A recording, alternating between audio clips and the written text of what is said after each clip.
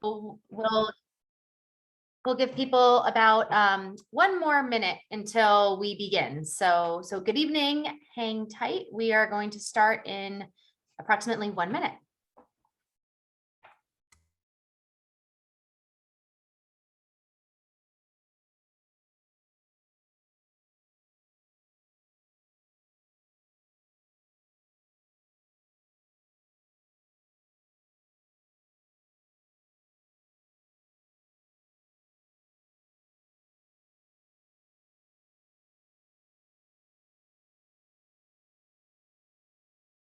Pardon me. Welcome, Kate.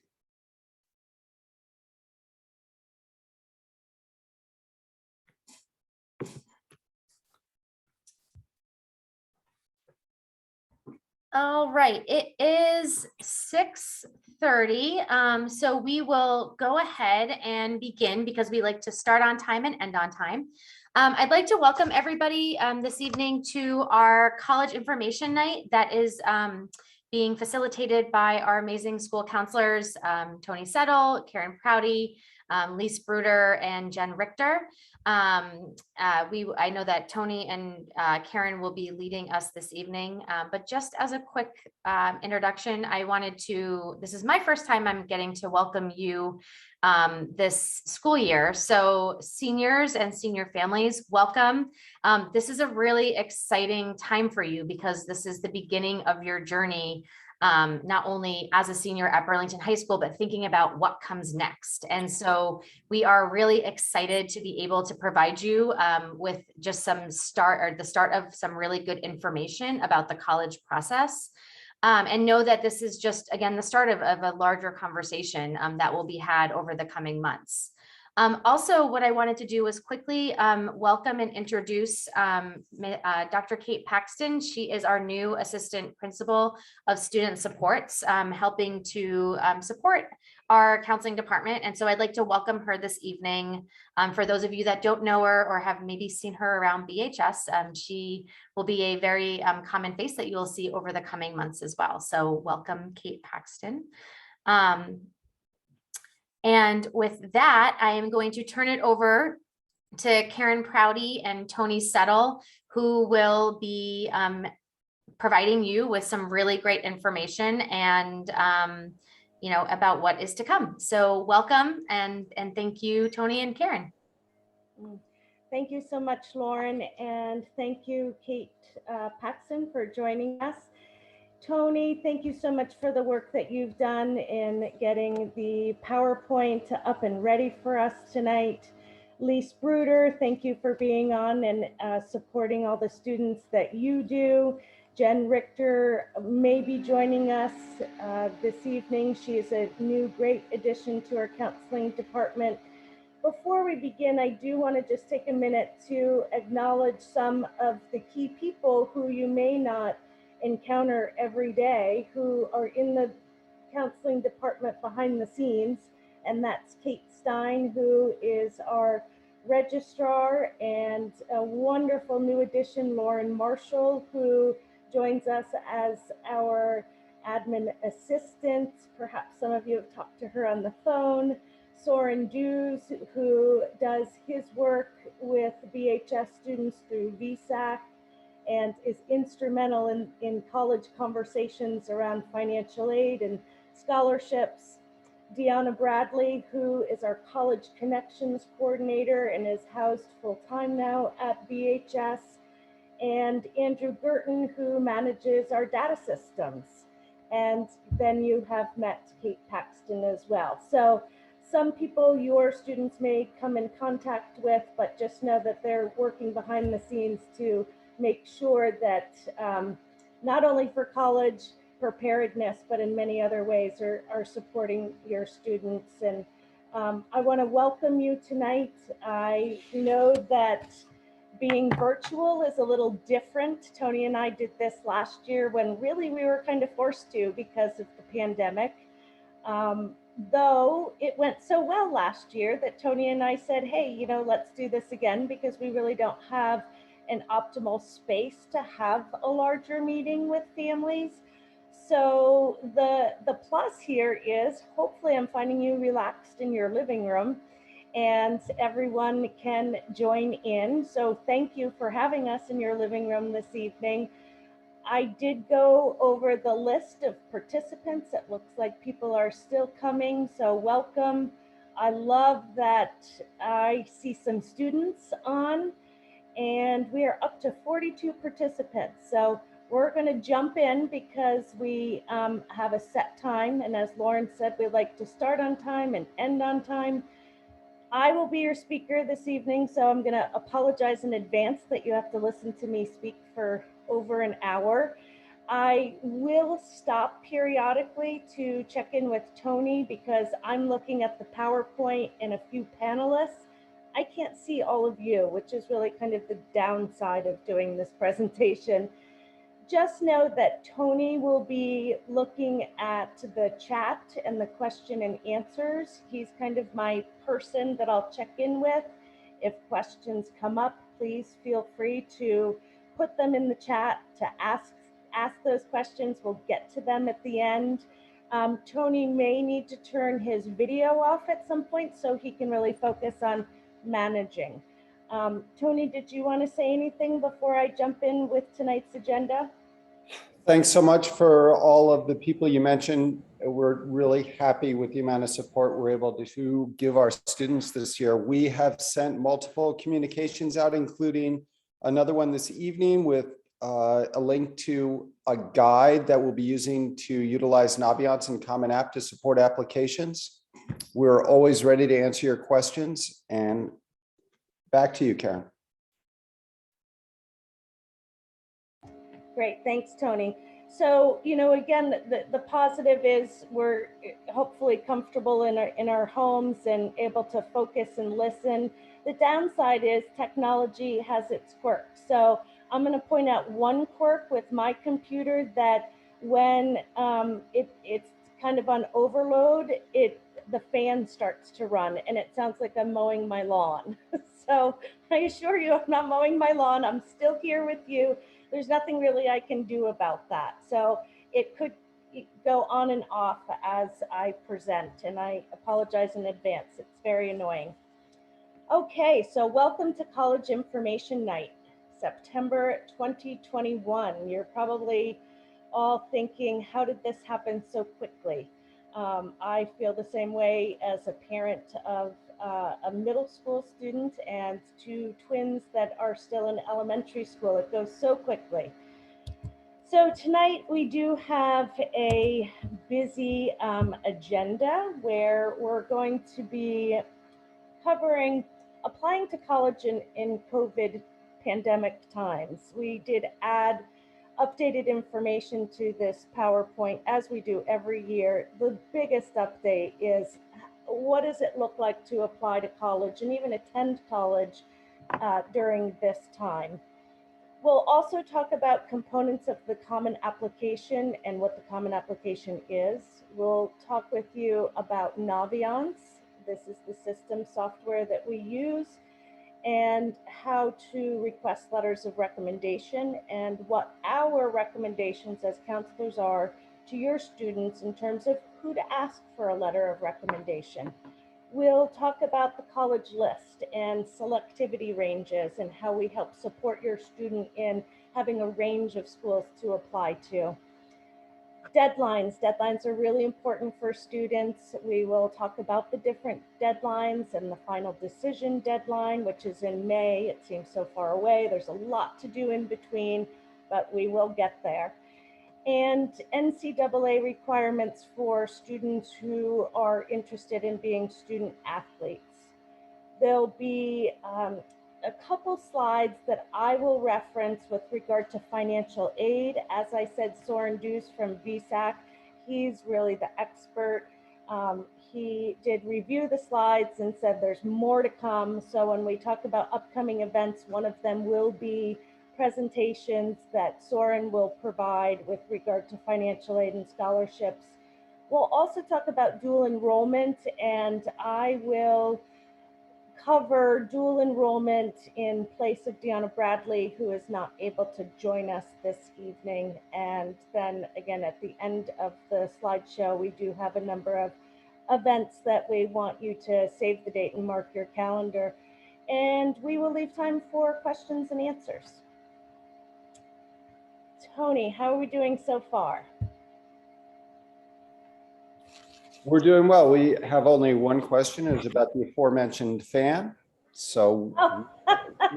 we're good to go. I was smart to mention that because the fan is really, I'm sorry that it's so annoying.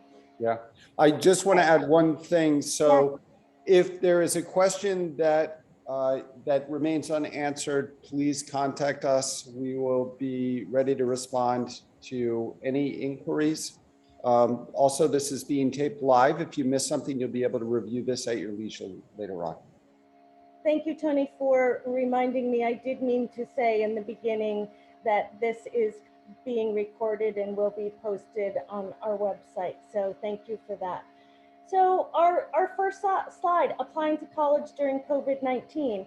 So when we were presenting to students last year, when we were really in the full-blown pandemic, we were hybrid, we were displaced because of BCPs, and our world didn't really know what was happening with COVID. We're in a different place now. There's been lots of vaccinations. We're back in school. We're in school full time. Colleges are having students in person. However, there are colleges that have not gone back to being fully in person. There's a lot of remote and virtual classes that are available to students. So even though we may be on the latter end, educationally speaking, with COVID, it's important to note that it was a learning experience for all of us. We as a high school really had to pivot to look at applying to colleges differently, as well as colleges really needed to reassess their system of applications and their process. And standardized tests was the first thing in question. So last year, students didn't have access to standardized tests. They were being canceled. Very few students were able to kind of get in right before the March kind of shutdown. And what schools realized was, well, we're going to be test optional, many of them, most of them. Many have chosen to stay test optional. UVM has said, you know, we're going to go a few years and we're going to try this out. So the difference between last year and this year, even though we're still in a pandemic, is that SATs are available for students. So that access piece isn't an issue anymore, as well as we are going to be providing the ACT to students. So that doesn't mean that all schools, again, are going to be requiring SATs. They're looking at other ways to assess students. One way is grades. So keeping up your grades are really important, particularly the fall of your senior year. In terms of your grades last year, you may note on a transcript that our grading system shifted a little bit, in that you may see some P's for pass or PD, pass with distinction, on your transcript. Just so you know, that is explained in our school profile.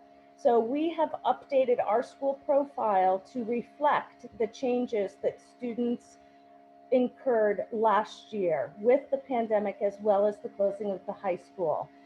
It is important for colleges to know kind of our unique story and how we shifted to support students. So please don't worry if you're looking at your transcript and you see that those grades are different. Colleges are prepared for that. That's why we have a school profile. Extracurricular activities. Lots of students have come to me and said, gosh, you know, last year I just really couldn't do anything, and all the clubs and activities all shut down, and I couldn't do my usual participation in clubs at BHS. That is okay. Again, colleges are looking at not the loss, rather, what did you do instead? So I talked a lot last year with students about, and still I'm having conversations with students about, what did you do during the pandemic? I have some students who are really into music and they started a band and they wrote music. Other students that were very excited about art projects or learning to cook and really focused on their nutrition and their health for themselves. So it is okay that you didn't have, the long list of all the clubs and activities and sports. Colleges recognize that. So really what we want to do is we want to capitalize on what you did do. Virtual visits and other types of engagement. So all of these are really what I call my 7 tips. So you want to take advantage of the virtual opportunities. That's a real positive that came out of the pandemic, that there's live chats and there's virtual tours and there's information sessions right at your fingertips. It doesn't necessarily replace visiting campuses. However, campuses that are further away and it's not realistic to visit for many different reasons, getting on the computer is a good option. This year, I do know that campuses are taking visits. I ran a summer program with Deanna Bradley this summer, and we did tour all of the schools. So all of the schools here in Burlington. So I do know that if you call, they are setting up tours. However, know that there is still that virtual option. So what might colleges be looking for now? Well, they're looking to know more about you. So there will be opportunities through the Common App in your essay to describe who you are. And you want to stand out. You want to be able to use the process, the application process to, in a sense, brag about yourself. And I have students that say to me, gosh, that feels really uncomfortable. So instead of thinking about it as bragging about yourself, really thinking about it as an opportunity to open the window into your world. Who are you as a person? That's what colleges want to know. And so really my 7 tips in sum are: take advantage of virtual sessions. Also, choose an essay wisely. You don't have to write an essay about the pandemic or your school closing. All that information has been given to the colleges through our school profile. So really focus on something that's of interest to you, something you really want to write about. And again, focus on what you've done, not what you've lost in the pandemic. And sign up for email lists. It's important, the colleges that you're interested in, that you're being provided information from them, because with COVID-19, things are changing all the time. And so that's the best way to get information on a more regular basis from schools. So that was a lot of information. I want to just stop and check in, make sure my pacing is okay. I think my fan is off right now.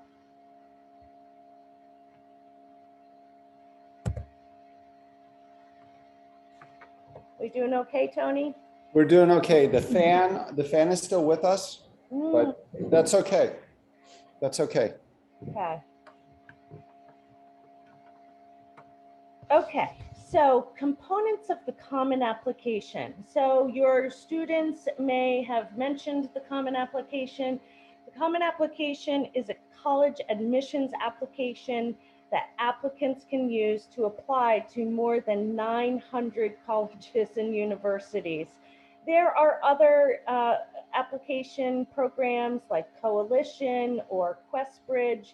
We advise our students to use the Common Application. It is the most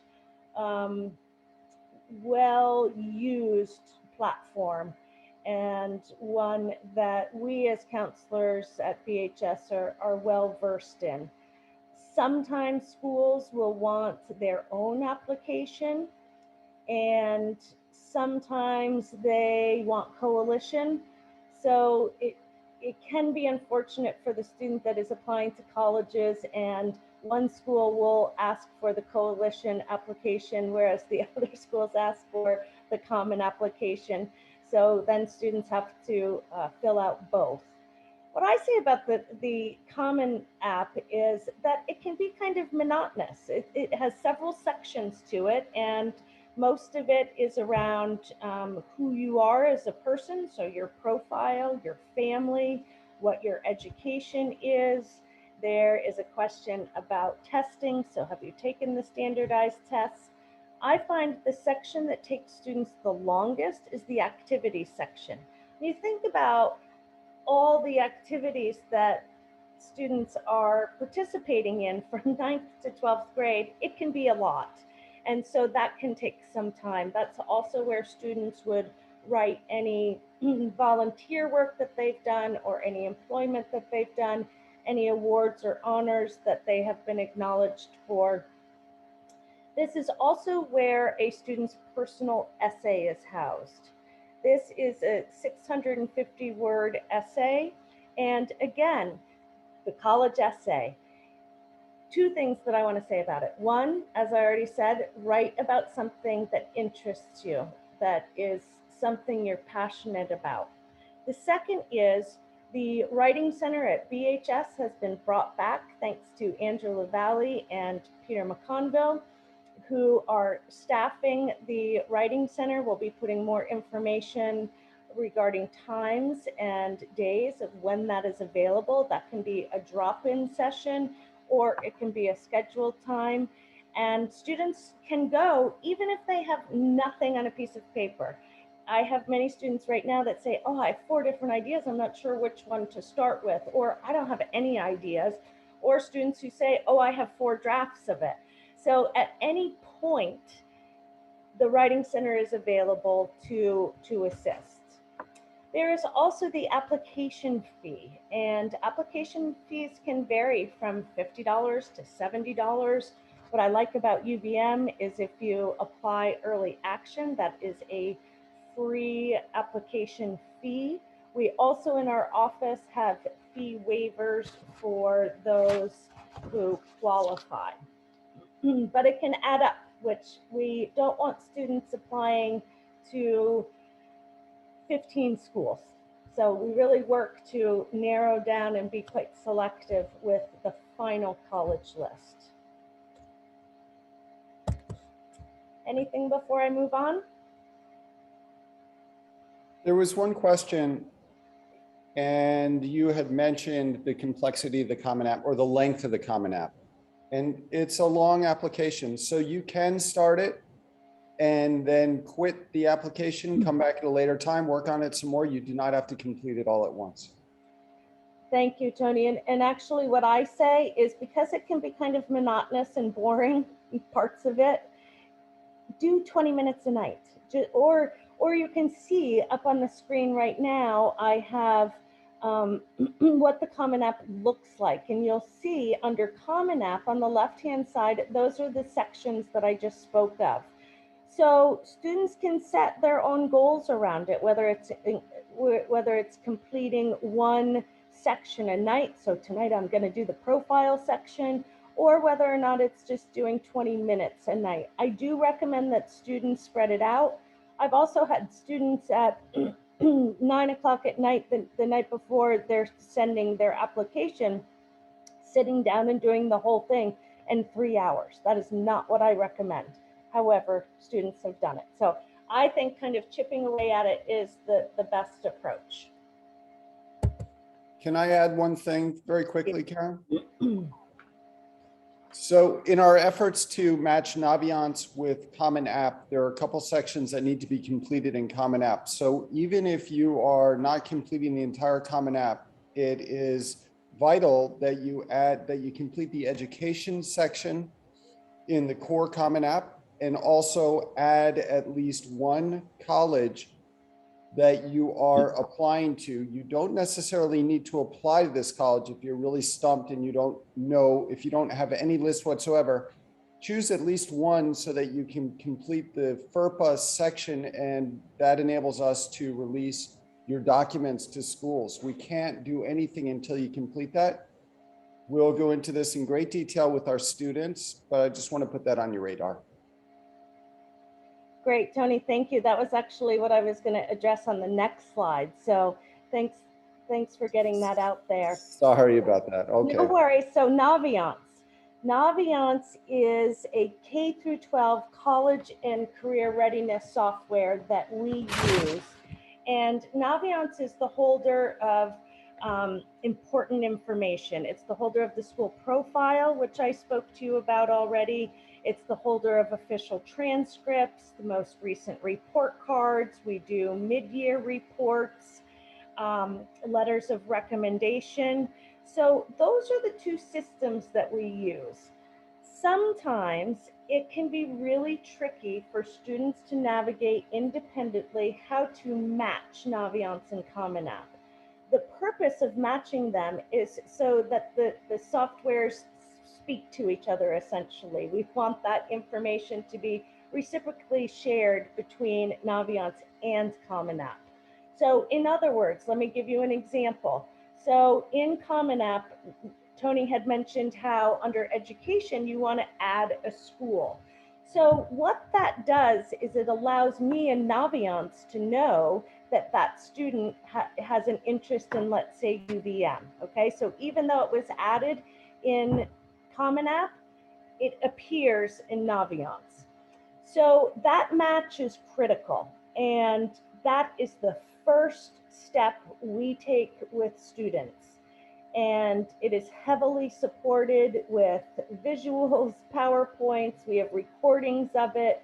We facilitate small groups with students. We have a parent volunteer who pushes in to help with that match. Nothing can really happen in terms of the software until that match is done. So it's always our starting place. However, it can be confusing for students because Common App and Naviance are particular. They want the same exact email. So you can't use your BSDVT email because that will go away after you graduate. And this is information you may want to access later. And you have to have your Naviance account be a non-BSDVT email. So that right there, you mix up your emails and then we're spending a lot more time. So this is such a critical step, and please know there's a lot of support for it, okay? Now, our Naviance can be found on our BHS website. It's under important links. And the first thing, if you are a student listening or the adult at home taking notes, make sure you can access your Naviance account. Every single student at BHS has a Naviance account. However, some students have only used it maybe once or twice.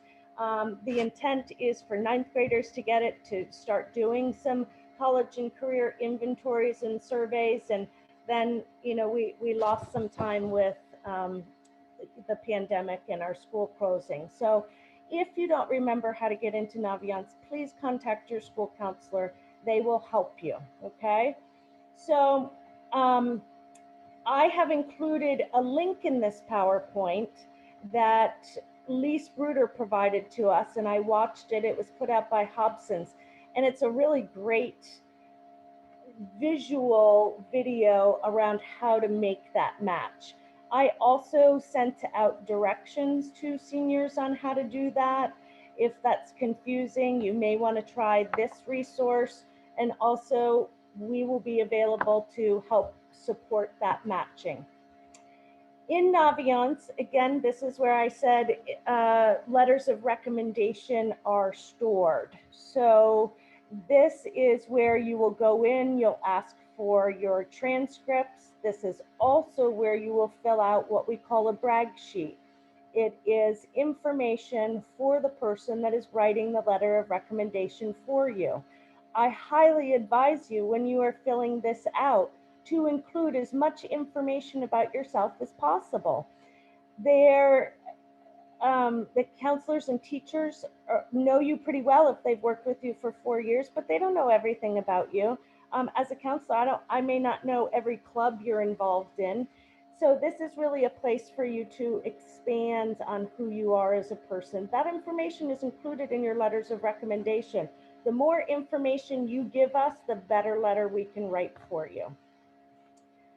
There is also a signed release, transcript release form that is required. And this is required because under FERPA, which is the Family Educational Rights and Privacy Act, we do not legally have the right to disclose any of your information. So unless that transcript is signed, then we can't send your information. However, Kate Stein is a master at tracking people down and getting it. So just remember that if we ask you for that signed release, it's really important that you get it for us. Okay, so I did want to just show you what Naviance looks like. There's actually been some systems updates in Naviance, and so it's looking a little bit different once we get into students' accounts. But this is kind of their homepage. You can see that students can do a number of different searches in Naviance, so it's a really great search tool. It's also a place in which students can take surveys, interest surveys, and it is also a place in which students can organize themselves. Being organized during the college process makes it 100% easier. So this is a place where you can put in colleges you're thinking about or colleges that you're applying to.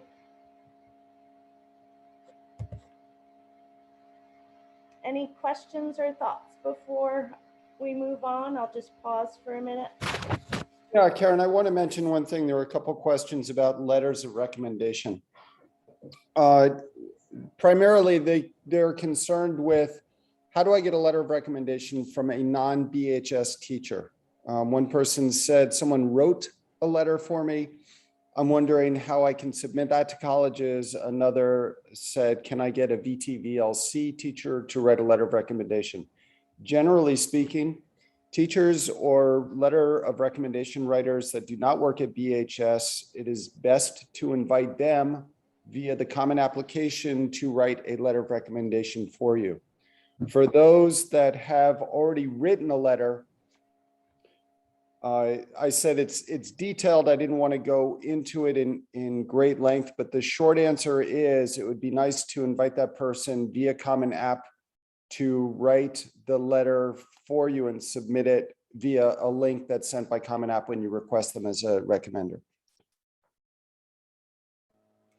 Tony, thank you for that. And I'm so glad that that question was asked, because letters of recommendation, if your student is asking for more than just the typical two plus a counselor letter, it is important that they recognize what the college wants. So colleges are very particular about the letters of recommendation and how many they want. Sometimes students even have to do spreadsheets for each college, what letters of recommendation they require and which letters are going to which college. So Tony's absolutely spot on. For an outside recommender, yes, inviting the recommender through the Common App. However, there's a little caveat with that. Some of the schools won't allow an other recommender. So if the person doesn't fall under the role of a coach or a clergy or I don't recall what the other two were, but they're very particular. So in short, talk to your counselor, because I have had, there are some workarounds.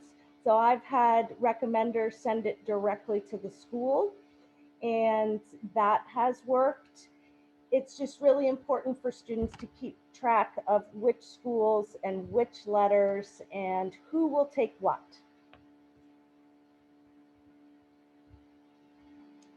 Okay, so let's talk about developing and finalizing the college list. So this is a really exciting time for students and families. It can also be a time where there's a lot of anxiety, it's uncertain, it's unexpected, it's unknown.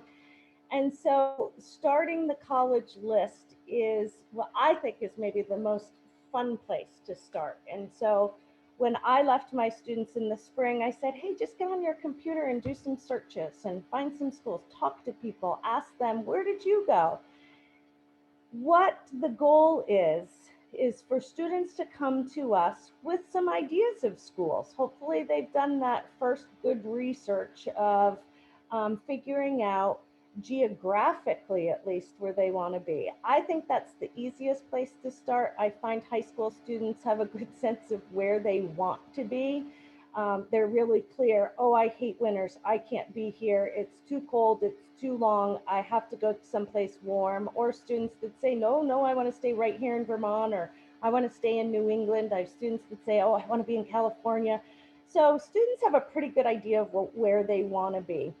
And so starting there and creating a robust list. It's okay if a student comes to us with 15 colleges. That's when we as counselors, we're going to dissect that with them. We're going to go through each list and we're going to look at first what the selectivity range is. So do students have a range of target schools, reach schools, and less competitive schools? And the good question that students always ask, which you may be thinking, is, well, how do we know? How do we know what's a target school or a reach school? Well, we use the good data that we have. Often that is standardized tests. That's shifted a little bit in the past year. And it's also grades. So we look at what the acceptance rate is for the schools and what a student's GPA is. And we make a, I just totally lost my train of thought, sorry. we create the list that way by looking at the data, looking at what the acceptance rate is. So I have a student right now who's going to Brown. The acceptance rate is 5%. So that's pretty much going to be a reach school for anyone. So again, we look at that range for students and make sure that they have all schools within a range, okay? Now, you don't need 5 or 6 reach schools. You also don't need 5 or 6 target schools, and you don't need 5 or 6 safety schools. So we really work with students to narrow that list down and recommend anywhere from 6 to 8 schools. So we do that work with the students, and sometimes those are hard conversations, and they sometimes it can take students some time to get there. Also, we highly recommend considering the culture and personality of the school. So it's really hard right now for students to visit campuses, as we've discussed. So it is difficult to get a sense of how it feels on campus, what the culture of the community is, what the personality is. I recommend the live chats for students to be communicating with other students who attend the college to gain a better understanding of what the mission of the school is and what the culture of the school is. Also, majors and minors. Some students are really clear about what they want to study further, and other students need a little bit more time to explore. With students that are very clear about what they want to major in, so nursing, engineering, for example, they are looking at more specific schools that are going to focus on that major. So something to consider. For some people, distance to home is really important, and then for others, it's not. Professor to student ratio is critical. Some students like a larger size classroom or a smaller size classroom, a larger campus. Some students really enjoy going to a school with 50,000 students, and others say, oh my gosh, no, I couldn't be a number in a psychology class. I need to be with 10 other students. So students are weighing all of those decisions. There's a lot of web-based resources to help students narrow down their lists. And again, Naviance is a really great resource for gaining more information. And again, attend those virtual tours and get on campuses if you can. I know that it's really hard. At the very least, you could do tours here in Burlington. So over the summer with my summer program, we went to UVM, we went to Champlain, we went to St. Mike's. Those are three very different campuses. And that, that experience can help students figure out what feels best to them. Also, another tip around visiting campuses. So you have the notes section in your phone. I highly recommend when you are visiting and touring that you take notes at the end of the tour about that specific school, what some of the highlights were, what were some of the things that stood out to you, because when you are filling out your application for that school, there may be, in addition to your personal essay, a supplemental essay where that school is asking very specifically why UVM. And students who do a lot of in-person tours, they can forget. It all kind of, you know, meshes together and you don't remember exactly what stood out to you. So that is a hint that you should be doing that. Okay, Karen, let me jump in real quick. sure. All right, now I lost my train of thought. Okay, well, oh my goodness. Oh, yes, okay, there's a really good question. Somebody said, what about the school counselor written evaluation, or which is, we also refer to as the school counselor letter of recommendation? I've had a different school counselor, they're no longer there. So what I wanted to say is two things. Number one, we have asked all seniors to complete the school counselor letter of recommendation survey in Naviance. And this is the same one. They also do one for teacher letters of rec. This is the information that we utilize in your letter. The more detail you give us, the better the letter is. If any student makes a good effort on that, any counselor is going to be able to write a good letter of recommendation. In addition, I wanted to let you know that both Meg Hughart and Maggie Weintraub have left letters for students they've worked with in the past. So please come talk to us about this issue, but know that you will be supported. You will be well represented. Really good question. Thanks for asking that one. And Tony, great response. So application deadlines, I do want to highlight that application deadlines are for students.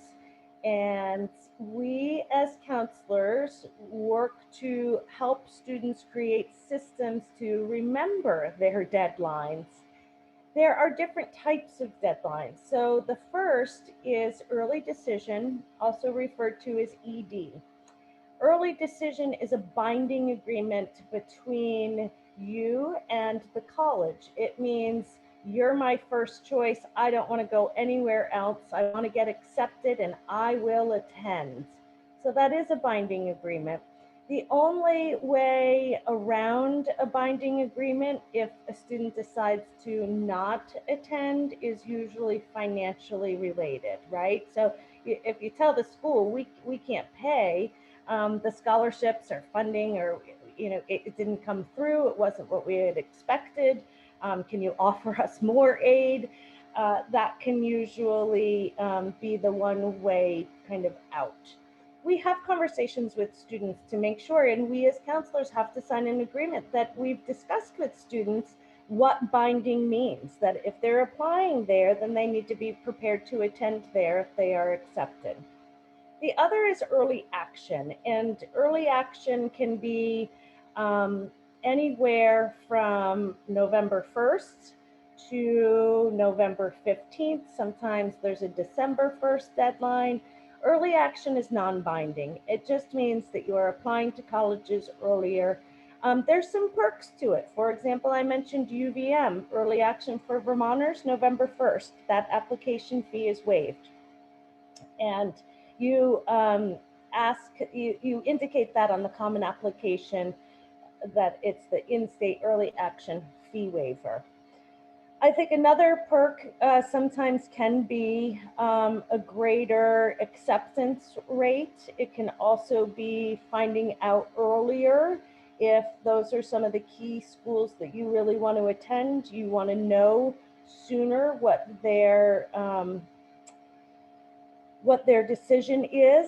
Then sometimes we have students who maybe didn't get into their early action schools. They were the more competitive and selective schools. So then they do a round 2, which is regular decision. There's also rolling admissions, which is also non-binding. And there are all Vermont State colleges, with the exception of UVM, are rolling admissions, meaning you can apply anytime. However, we as counselors encourage students to do that application sooner than later. Don't wait till June or July to submit it in hopes of going in September.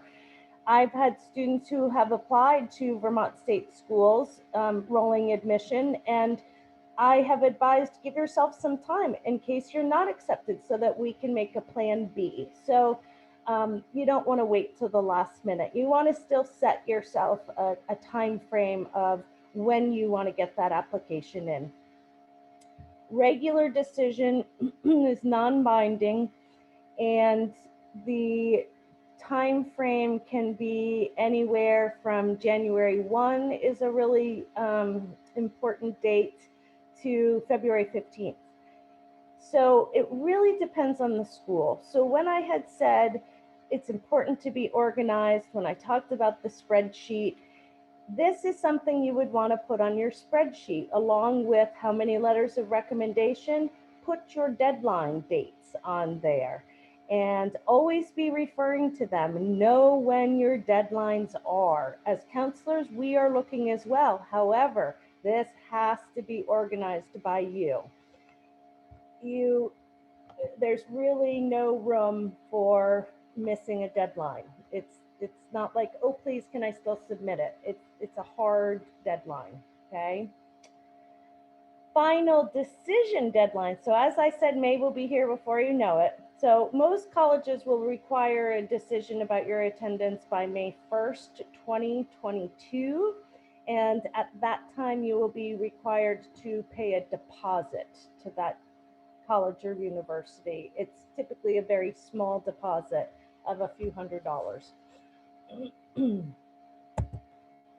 Okay, NCAA. So I've worked with a lot of students who are student athletes and want to pursue Division I or Division II college sports. So it is important that students who want to play in Division I, Division II, that they register with the NCAA Eligibility Center. So a transcript has to be approved by the Eligibility Center in order for students to play a sport. So you must be certified by them. You can go to the website and you can look up additional information. Most of our classes are NCAA approved. So we as counselors do know when a student tells us they want to play Division I or II, which classes are approved and which ones aren't. So again, really important that you work with your counselor because the Eligibility Center will need your transcript so that you can become certified. And that also is a very strict, hard rule. If you want to play Division I or Division II, that is an absolute priority. I want to emphasize what you just said, Karen. It is an absolute priority. If you do not follow the requirements that the NCAA stipulates, then you're not going to be able to play. There's no flexibility. There's no flexibility, and also they will go and take students off of fields who are not eligible. It's very strict. But on the other hand, if you do it all, then you can play sports in college, which can be a blast. So, and we'll help you with this stuff, but just keep in mind, you really need to be on it. Okay, I'm out. Okay, financial aid and scholarships. So it is kind of strange and maybe unsettling a little bit that we do facilitate this college process for students, and we do encourage them, even if the school has, let's say a $55,000 tuition, sticker on it. that students still go ahead and apply, because you really don't know what the financial aid package and what the package from the school is going to look like till the end. So here we start this process, and yet there's all this worry about money, money, money. How do I pay? And you really don't know that when you're applying. You don't learn until afterward. So a couple really important things.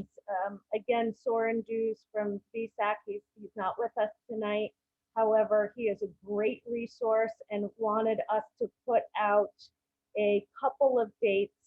So the FAFSA is the federal aid for money, and it is a complicated application that needs to be completed, and it involves parent input and collection of taxes. And I always recommend having a support person, whether it's coming to the FAFSA completion night and having Soren help walk you through it, or there's other opportunities at VSAC, like FAFSA Fridays with VSAC, where virtually they will help you get through the application.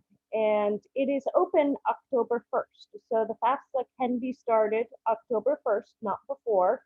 And there's a lot of resources out there through VSAC. So please know that if it seems to be a daunting kind of experience, that there is support out there for it. I can't recommend highly enough coming to the FAFSA completion night. Tony and Soren have facilitated that in the past, and I think parents left feeling really relieved that they had someone walk them through it. It's kind of how I feel about my taxes. I need to have TurboTax to really lay it out for me. So can't recommend it enough. There's also the FAFSA First, FAFSA Now. It's a comprehensive guide from VSAC that talks about how to complete it. If there's a single thing, sorry, Karen, I just want to emphasize, if there's a single resource that I would recommend, it's the last one that Karen mentioned, FAFSA First, FAFSA Now. It's a comprehensive website. It has links to make appointments. It has webinars. It has personal sessions. It is an amazing resource. The FAFSA it's kind of like taxes. It's not overly difficult, but it's complex and it has a lot of details. So also parent/guardians will need to have their own email and will need to apply for their own ID that's used with the FAFSA application. Students have one, parents have one. So that's something else to keep in mind. But again, go to the FAFSA website. Go to the VSAC website. They are so unbelievably helpful, as is Soren Dews. They know this information really well. So in terms of scholarships and financial aid, we do offer some BHS scholarships. There's also some local scholarships. There's also some national scholarships. What we do is, again, we use that great tool Naviance, and we upload all the scholarship opportunities to Naviance. It's located in Naviance. If you go to the National Scholarship search, it's inside the Colleges tab. Again, we will be helping students navigate this in Naviance. Students can enter personal information, and they can it will generate a list of scholarships that students can apply for.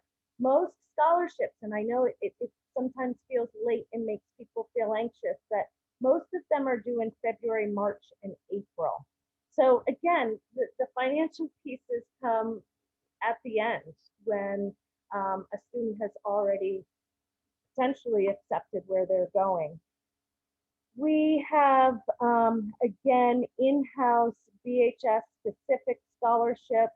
We send those out of our office later in the spring. And Barbara Gauntlet is one of the more popular ones that many people have heard of. And those decisions are made in-house and are announced during graduation time. Dual enrollment.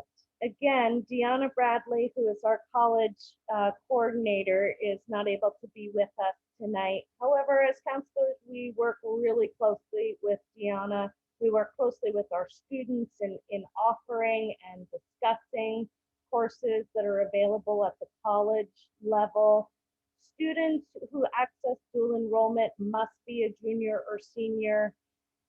They are eligible for 2 free college courses that they can take anytime from the end of their 10th grade year, so the summer before entering 11th grade, to the end of their 12th grade year.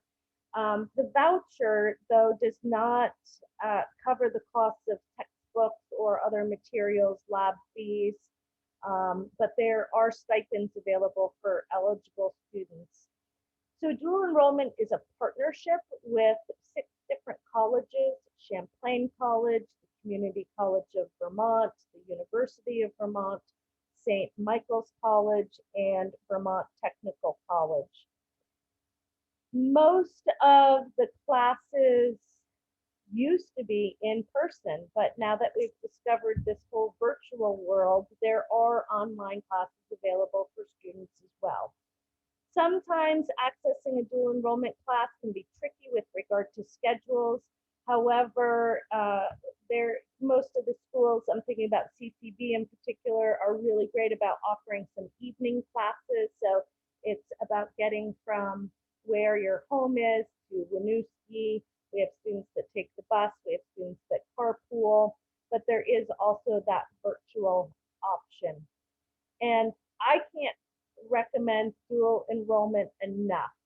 It's really a win-win. So you get college level credit, you get high school credit. It also speaks to your sense of responsibility and your habits of work and learning and your intellectual curiosity. You get to be on a college campus. You get to explore what some of those expectations are and what it feels like to be a college student. I think it's a really good transitional opportunity for students. Some students need to take a particular class because they need to meet graduation requirements, or sometimes students just choose things they're really passionate about or something they don't know about. Right now we have an online class that's called Cultural Anthropology. That's an online class, and I had some students say, "Oh, what's anthropology? That's so neat." So it broadens students' experiences to have a lot of course options. We also are offering a sign language course right now at BHS. So it's exciting to be able to provide that opportunity for students. And also as counselors, we are able to provide insight in terms of letters of recommendation around students, and really intentionally building rigorous schedules, going above and beyond, wanting to have a college opportunity, talking about their successes with dual enrollment, because again, that speaks to a lot of the students' character.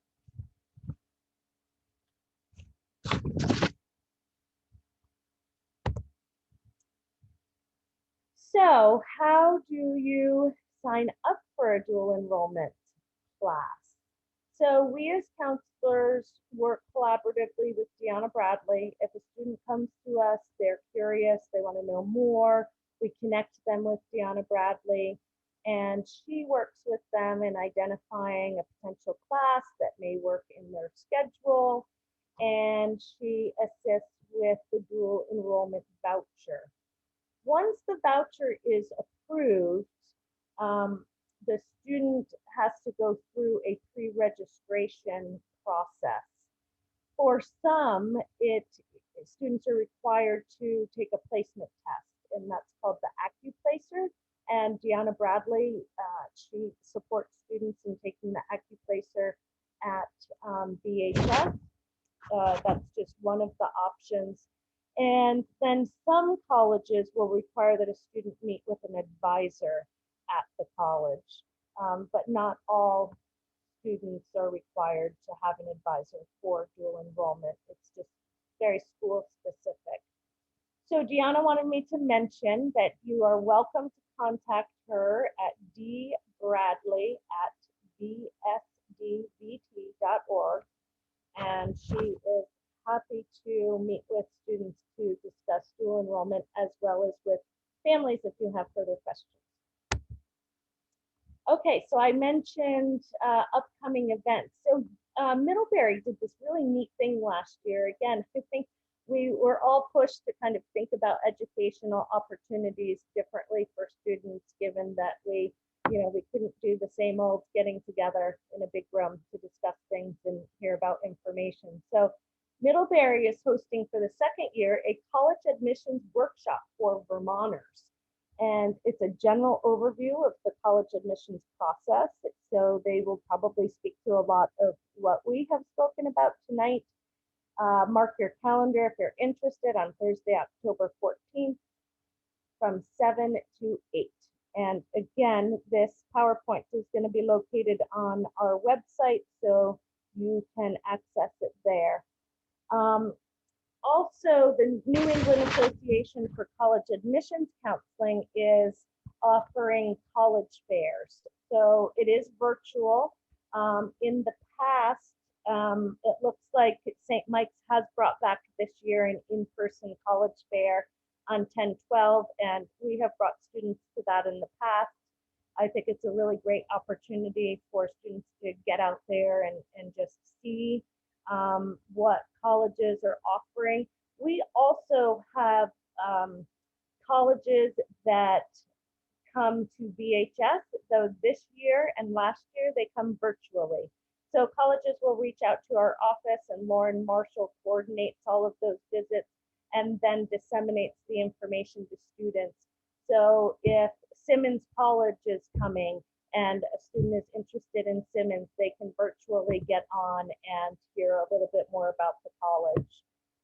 And then the two virtual fairs. There's also the NCAA eligibility webinar for students and athletes, and that is November 3rd. That's the second year of them doing this virtually.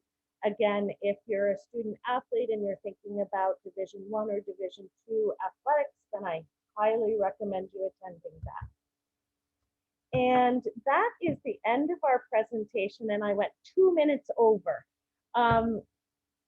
Thank you for attending. Tomorrow during advisory, Tony Settle and I are going to be available for any seniors who have come in and have any questions. We want you to know that tomorrow is the last day of add drop. So once we're through add drop, we're going to hit the ground running with college. So we will be beginning to meet with students in small groups to help them with the Naviance and Common App matching. The Writing Center will be open and available for students to stop in. So we will put that information out on when that is going to be open. And then we will start scheduling senior meetings. So we'll be meeting individually with students. So we just want to reassure you, we know that this can be a complicated and complex process that brings about some emotion, and we are here for you. We want to collaborate with you. We're really excited. This is such a fun time, and it gives us an opportunity to have some really rich conversations with students about their future, and that's exciting. So thank you for coming tonight. So I'd like to, before we sign off, just a couple quick things to respond to. We are so excited to meet with you guys. This is a really fun exploration process. So you've had questions. We will have answers for you. Information that we've given tonight, we will be continuing to give you. You will be getting some emails and say, I got this information. And yes, you did. And we want to be sure that you get it because it's important. And so you'll see it again.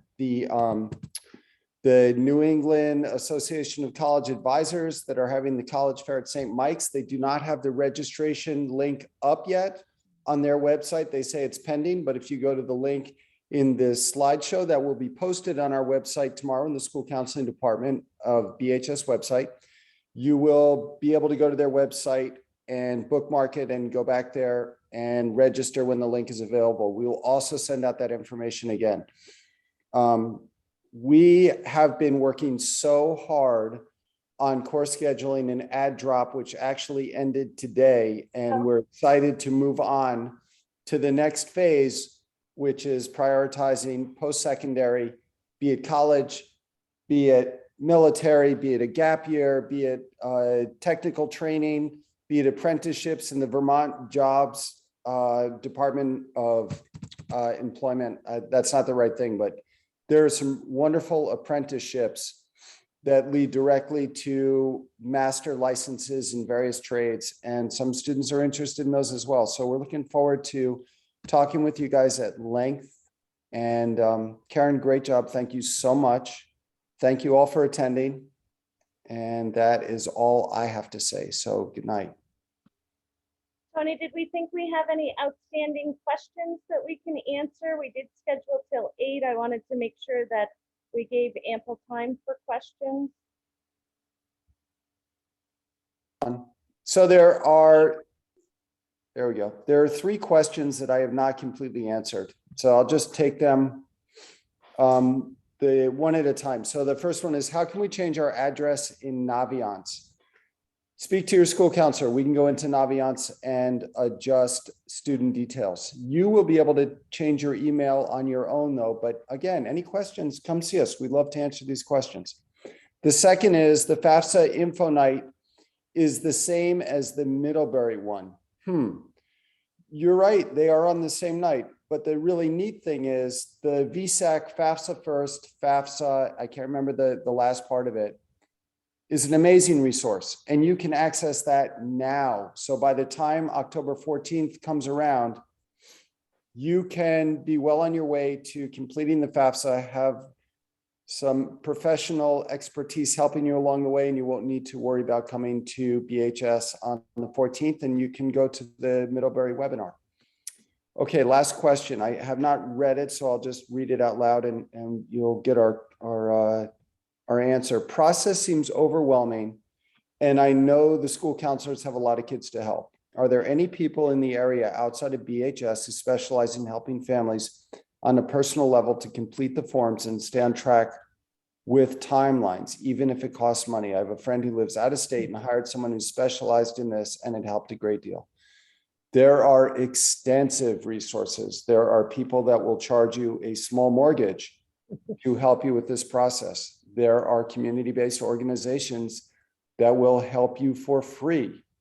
If your student is in Upward Bound at UVM, they are providing a lot of help to their participants.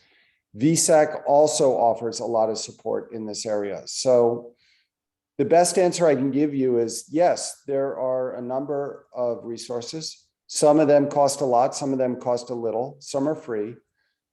Counselors are familiar with some of these services. Please come talk to us about this, and we'll hear you out and hear what your needs are and hear what your concerns are. And we'll come up with a plan with you and support you and try to alleviate the overwhelming nature of the process. There are a lot of moving pieces, that's true, but we've been through this a lot. We're organized. We know how to support our students and parents. We'll get through this.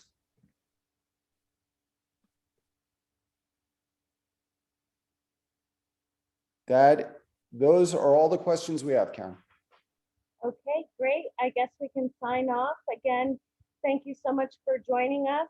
Reach out to your school counselor if you're a student or family. Please contact us with any questions that you may have. Oh, and May Jeffers says thank you. I thought, oh, we have another question, but we don't. You're welcome. Okay, thank you so much for joining us. And again, we are here if you have any specific questions that you weren't able to ask tonight. Take care, everyone.